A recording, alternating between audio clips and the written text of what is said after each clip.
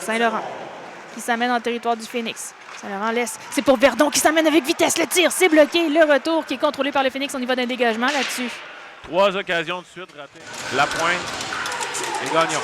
Et du côté de Roux sur le banc, là, on n'a pas la visite de la thérapeute. Ça a l'air de bien aller. Le tir! La rondelle qui est arrêtée par le gardien, mais toujours libre. On est en bataille avec cette rondelle devant le filet. Là, c'est le but.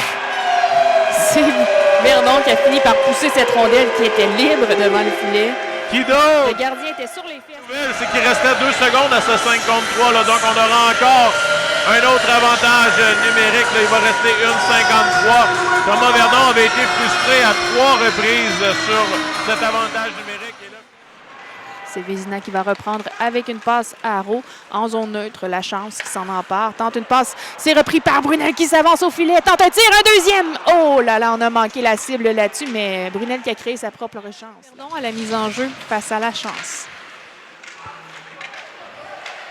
Et là, on juge qu'on a fait sauter les patins du côté des Huskies. Le tir et le but, ça venait du bâton de Tremblay.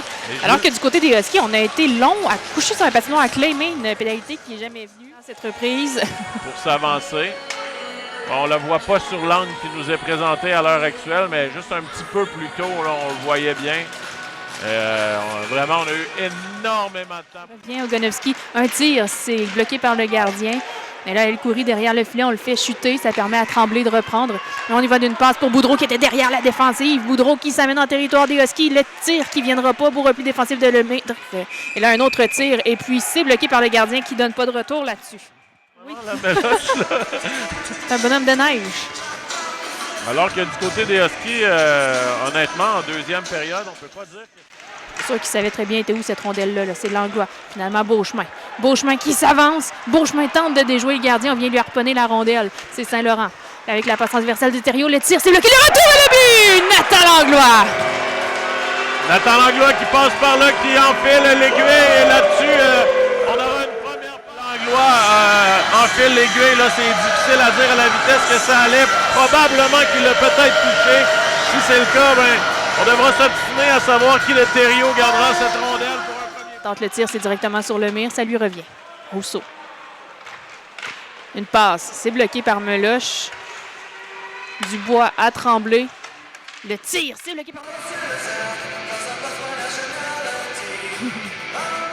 remporté par le Phoenix. C'est Tremblay qui a le contrôle de la rondelle. On y va d'une passe. C'est tiré le but. Et voilà. C'est Dubois qui a trouvé le fond du filet. C'est peut-être ça, les dieux du hockey de bord. Olivier Dubois qui là-dessus, là, ça sera 2-2. Et c'est encore une fois un beau jeu du défenseur Tremblay qui fait la passe de l'autre côté, alors que Dubois est complètement libre. En zone neutre.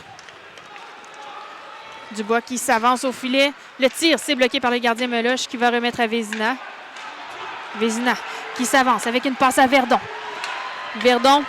La passe à Vézina, le tir de but! Victoire des Huskies. Quel tir de William Vézina et quelle passe de Thomas Verdon, une passe soulevée. Vézina qui arrivait comme une... dans cette période de prolongation. Ah, ça faisait même avant la prolongation, ça faisait plus de 5 minutes en troisième période là, que les Huskies ne faisaient que se défendre. Ils en ont fait suffisamment pour aller chercher le petit point supplémentaire. On lève le chapeau aussi à Meloche qui a fait les arrêts nécessaires.